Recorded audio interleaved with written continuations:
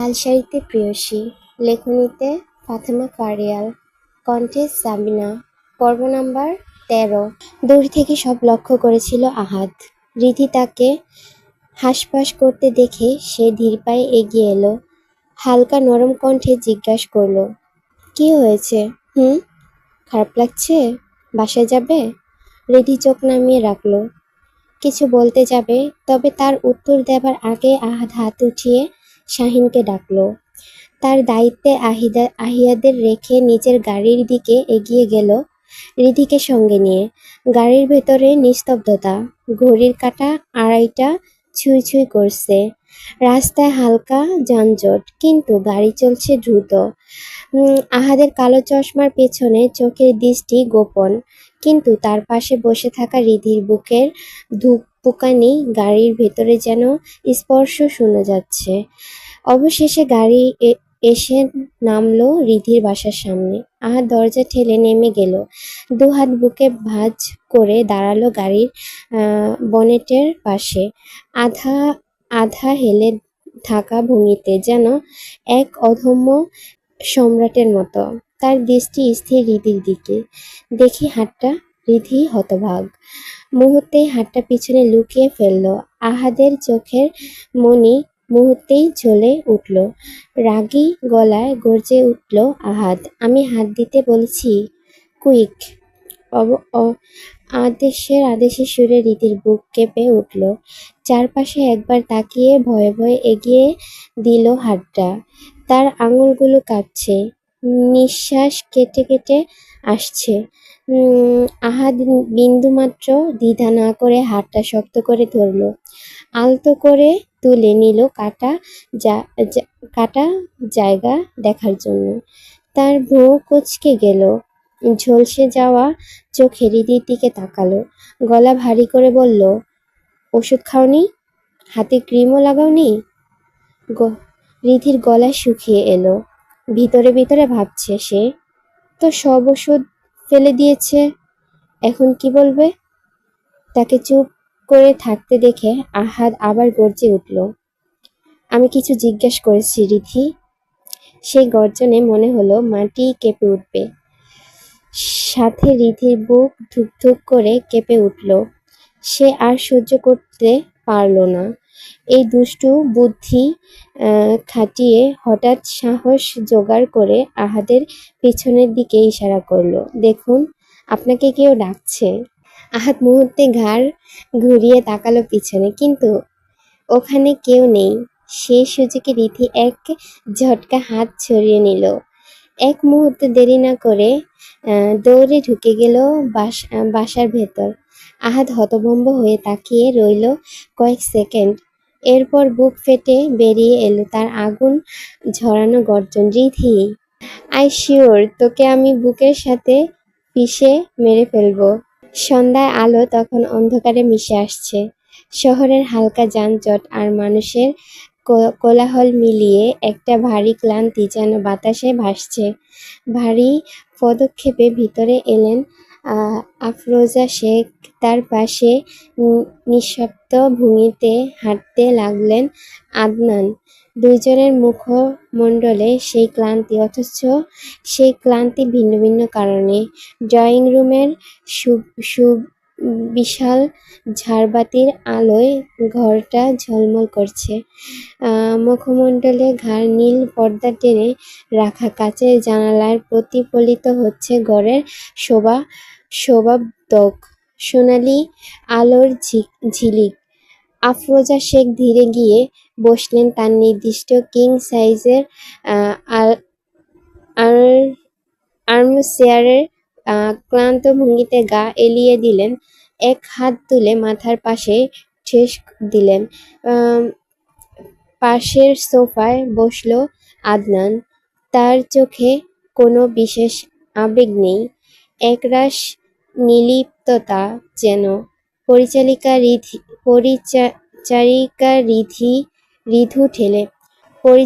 রিধু ঠেলে আনলো নাস্তার ট্রলি। দুইজনের সামনেই রেখে দিল এক গ্লাস ঠান্ডা পানি। ঠিক তখনই পাশে এসে বসলেন হালিমা বেগম। শাড়ির আঁচল আলতো করে কাঁধে টেনে নিলেন। একবার তাকালেন আহাদের দিকে, তারপর স্থির দৃষ্টিতে আফরোজা শেখকে দেখে নরম কণ্ঠে প্রশ্ন করলেন, কি হয়েছে আফা? তোমার শরীরটা ঠিক নেই নাকি? কথাটা শুনেই যেন আফরোজা শেখের রাগ আরো বেড়ে গেল। গ্লাসটা টেবিলে ঠাস করে রেখে দিলেন। দু আঙ্গুল দিয়ে কপাল চেপে ধীরে রাগী গলায় বললেন, কি হয়েছে সেটা তোমার বড় ছেলেকে জিজ্ঞেস করো হালিমা। যে পাত্রী দেখতে নিয়ে যাই সেটাই তার পছন্দ না, উল্টো আলাদা করে পাত্রীর সাথে কথাও বলে না। আমি থাকি একা বোকা হয়ে। আজকালকার যুগে ওর মতো, ওর মনের মতো মানানসই শান্ত নরম ভদ্র মেয়ে কোথায় পাবো? আধুনিকতার ছোঁয়া তো থাকবেই। ঘরে নীরবতা নেমে এলো। আদনান ঠান্ডা নির্লিপ্ত গলায় উত্তর দিল, আমি কখন বলেছি আমার নর্ম ভদ্র শান্ত মেয়েই দরকার? হালিমা বেগম অবাক হয়ে তাকালেন আদনানের দিকে, তারপর শান্ত সুরে বললেন, তাহলে সমস্যা কোথায় তোমার? কোনো মেয়ে পছন্দ করছো না কেন? নাকি আলাদা করে কোনো মেয়ে পছন্দ করা আছে? থাকলে বলো, আমরা তার সাথেই তোমার বিয়ে দিব। মুহূর্তে আদনানের চেহারা পাল্টে গেল। সে হঠাৎ পিঠ সোজা করে দু বাহু ঘুরিয়ে নড়ে চড়ে বসল, যেন কিছু বলতে উদ্ধত। ঠিক তখনই আফরোজা শেখ জাজালো কণ্ঠে বললেন, তুমিও হালিমা? ওর যদি কোনো পছন্দ থাকতো তাহলে কি অমর অমর সাথে আমার সাথে মেয়ে দেখতে যেত? তাছাড়া আমরা কি জানতাম না এ বিষয়ে? আদনান ছোলাল শক্ত করে চেপে ধরল, তার হাত মুষ্টিবদ্ধ হয়ে উঠল। আফরোজা শেখ আবারও বললেন, দেখো আদনান, ভাইজান আর ভাবি আমাকে দায়িত্ব দিয়েছে, কিন্তু তুমি যদি এমন করতে থাকো তাহলে আমার পক্ষে সেই দায়িত্ব পালন করা দুঃসহ হয়ে উঠবে। আমি স্পর্শ বলে দিচ্ছি, এবার আর তোমার মতামত চাইব না। আমি যা বলবো সেটাই হবে শেষ সিদ্ধান্ত, মাথায় রেখো। ঘরে নেমে এলো এক ধরনের বরফ শীতল নীরবতা।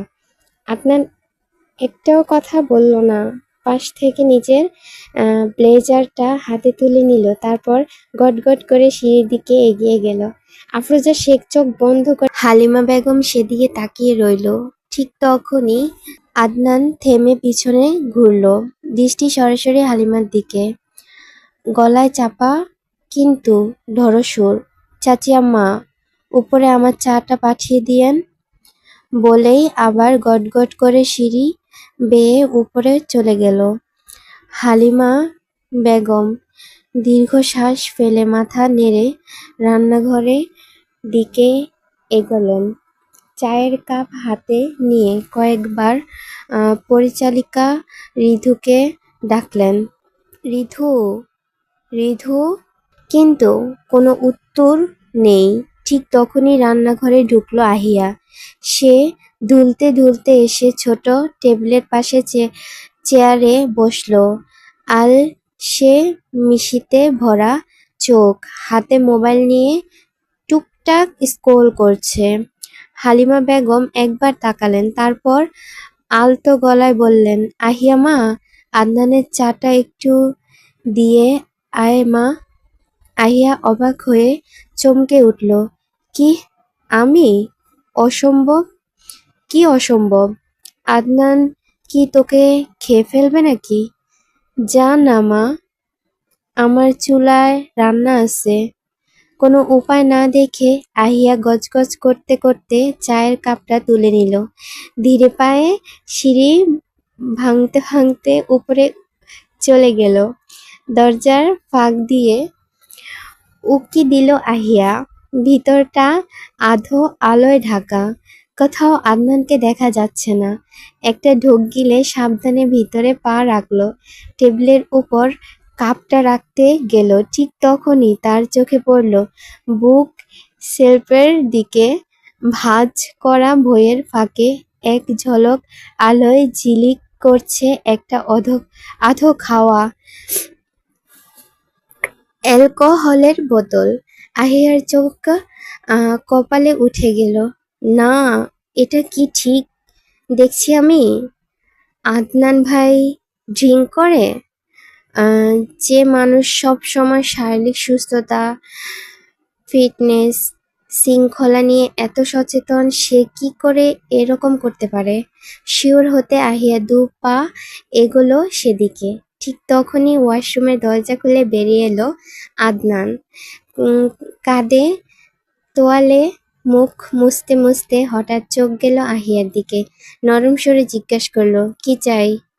আহিয়া চমকে উঠল, কাঁপতে কাঁপতে বলল, আ আ আ আপনার চা। রাখ টেবিলে। আহিয়া মৃদু শব্দ করে টেবিলে কাপটা রাখলো। দরজার দিকে এগোতেই হঠাৎ থেমে গেল, ঘাড় ঘুরিয়ে তাকালো আদনানের দিকে। একটা কথা জিজ্ঞেস করব আদনান ভাই? আদনান এক মুহূর্তে স্থির চোখে তাকিয়ে দেখল। সে জানে আহিয়া কি জিজ্ঞেস করবে, তাই ঠান্ডা নির্দ্বিধায় উত্তর দিল, না। আহিয়া নিঃশব্দ হয়ে গেল। এক মুহূর্তেও দাঁড়ালো না। তড়িঘড়ি করে ঘর থেকে বেরিয়ে গেল। আদনান বুক শেলফের দিকে হাত বাড়িয়ে বইগুলো সরিয়ে আবারও বোতলটাকে আড়াল করলো। এরপর ধপাস করে দেহটা ছুঁড়ে দিল বিছানায়। ক্লান্ত চোখে একবার তাকালো টেবিলে রাখা ধোয়া ওঠা চায়ের কাপের দিকে। হঠাৎ তার ঠোঁটে একটা অদ্ভুত রহস্যময় মুচকি হাসি ফুটে উঠল। সে বিকাল থেকেই ঈশানীর পিছনে পিছনে ঘুরছে রিদিতা। কাল রাতে কি সর্বনাশটাই না হলো। ঈশানীর জেরার মুখে আর বেশি নিজেকে সামলাতে পারেনি রিধি। শেষমেশ সব খুলে বলতে হয়েছে। কিভাবে হাত কেটেছে, কি হয়েছে, কেন হয়েছে। শুধু একটা বিষয় খুবই সাবধানে এড়িয়ে গেল, আহাদকে পছন্দ করার কথাটা। সেটা মুখে আনার সাহস হয়নি। তখন থেকেই ঈশানী মুখ ভার করে আছে। রিধি তার সাথে কথা বলছে না। রিধি কত ডাকাডাকি করলো, টানাটানি করলো, কোনো উত্তর নেই। মনে গভীরে অভিমান জমে গেছে। যে বোন বাইরে গিয়ে একটা চকলেট খেলেও এসে ঈশানীকে শেয়ার করত, ছোটখাটো প্রতিটা সুখ দুঃখ তার সাথে আলোচনা করত, সেই বোন এত বড় একটা ঘটনা গোপন করলো। ঈশানীর বুকের ভেতরটা কেমন মোচড় দিয়ে উঠছে। তাই সে জিদ করে আছে, কথাই বলবে না। বিকাল গড়িয়ে সন্ধ্যা নামলো। ঘর ভরছে নরম আলোয়। ঈশানী বালিশ পিঠে ঠেকিয়ে চুপচাপ বিছানায় এসে বসলো, চোখে মুখে অভিমান জমাট। এদিকে রিধি কেমন স্থির হয়ে আছে, একটু হাসি একটুখানি কথার জন্য প্রাণপণ চেষ্টা করছে। রিধি এসে বসলো ঈশানীর সামনে, খুনসুটি ভরা ভঙ্গিতে তাকে দুলাতে দুলাতে ডাক দিল, বুবু, এই বুবু, কথা বল না গো। ঈশানী ভ্রুকুচকে বিরক্ত স্বরে বলে উঠে, কি হয়েছে, সমস্যা কি তোর, এত জ্বালাচ্ছিস কেন? কিন্তু তাতে রিধির কোনো ভ্রুক্ষেপ নেই। সে বরং হেসেই দু আঙ্গুল দিয়ে ঈশানীর ঠোঁটে দুপাশ টিপে ধরে বলল, একটু হাসো না গো, মাহির মা ও সুমনের বড় গিন্নি। ঈশানীর মুখ একদম গভীর, হাসি তো দূরের কথা, চোখ মুখ আরো কুঁচকে তাকালো রিধির দিকে। রিধি চোখ পিটপিট করলো, ঠোঁট ফুলিয়ে মিষ্টি গলায় বলল, এবার অন্তত একটু হাসো না বুবু। কিন্তু কাজ হলো না। তখন রিধি হঠাৎ ঈশানীর নাকটা আঙুল দিয়ে একটু তুলে ধরে বলল, জানো, তোমারে